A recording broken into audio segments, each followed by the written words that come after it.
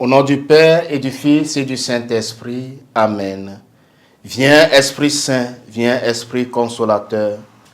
Toi qui connais nos peurs, viens apaiser nos cœurs. Amen.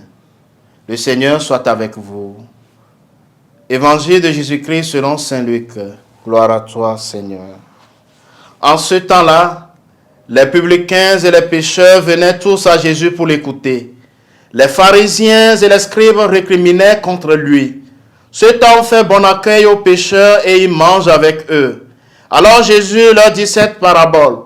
Un homme avait 2 fils. Le plus jeune dit à son père, « Père, donne-moi la part de fortune qui me revient. » Et le père leur partagea ses biens.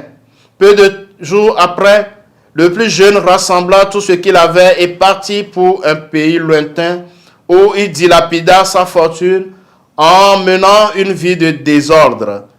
Il avait tout dépensé quand une grande famine survint dans ce pays et il commença à se trouver dans le besoin. Il alla s'engager auprès d'un habitant de ce pays qu'il envoya dans ses champs garder les porcs.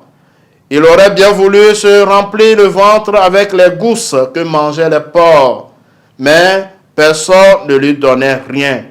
Alors, il rentra en lui-même et se dit, « Combien d'ouvriers de mon père ont du pain en abondance, et moi ici je meurs de faim.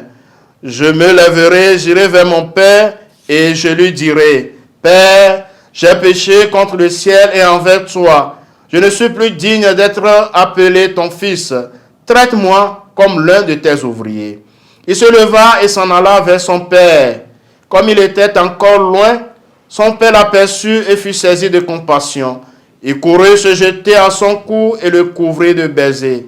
Le fils lui dit, « Père, j'ai péché contre le ciel et envers toi. Je ne suis plus digne d'être appelé ton fils. » Mais le père dit à ses serviteurs, « Vite, apportez le plus beau vêtement pour l'habiller. Mettez-lui une bague au doigt et des sandales aux pieds. Allez chercher le veau gras, tuez-le. Mangeons et festoyons. Car mon fils que voilà était mort et il est revenu à la vie. Il était perdu et il est retrouvé. » Et il commençait à festoyer. Or, le fils aîné était au champ.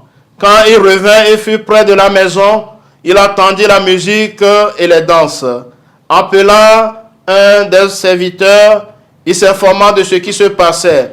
Celui-ci répondit, « Ton frère est arrivé et ton père a tué le veau gras, parce qu'il a retrouvé ton frère en bonne santé. » Alors le fils aîné se mit en colère et il refusait d'entrer. Son père sortit le supplier, mais il répliqua à son père, « Il y a tant d'années que je suis à ton service, sans avoir jamais transgressé tes ordres. Et jamais tu ne m'as donné un chevreau pour festoyer avec mes amis. Mais quand ton fils que voilà est revenu, après avoir dévoré ton bien avec des prostituées, tu as fait tuer pour lui le veau gras. » Le père répondit, « Toi, mon enfant, tu es toujours avec moi, et tout ce qui est à moi est à toi. Il fallait festoyer et se réjouir, car ton frère que voilà était mort, et il est revenu à la vie. Il était perdu, et il est retrouvé. » Acclamons la parole de Dieu.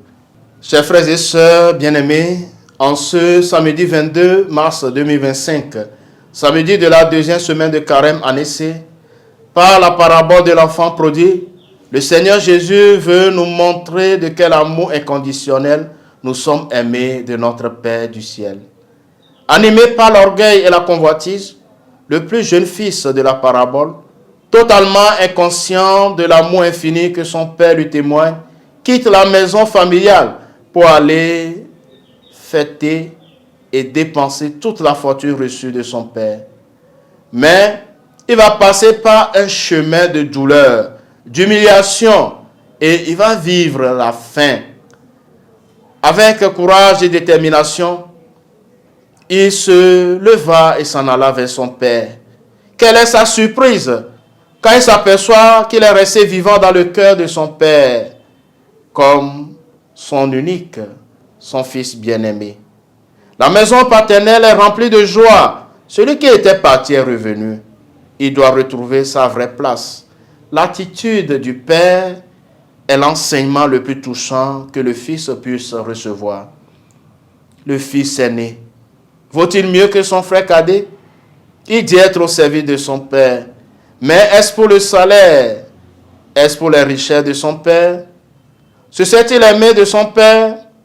La jalousie qui manifeste lorsque le Père accueille le cadet révèle son égoïsme. Il ne s'était pas réjoui du retour de son frère. Cela se manifeste différemment de son frère et il n'est pas en mesure de saisir tout l'amour de son Père pour lui-même et pour son frère. Son cœur endurci le rend aveugle à la bonté de son Père, tout comme ces pharisiens et scribes qui récriminaient contre Jésus, qui faisait bon accueil aux publicains et aux pécheurs. Frères et sœurs bien-aimés, je nous propose comme effort de carême de ce jour de faire bon accueil à ceux qui sont stigmatisés, rejetés. Le Seigneur soit avec vous. Que Dieu Tout-Puissant vous bénisse, le Père et le Fils et le Saint-Esprit.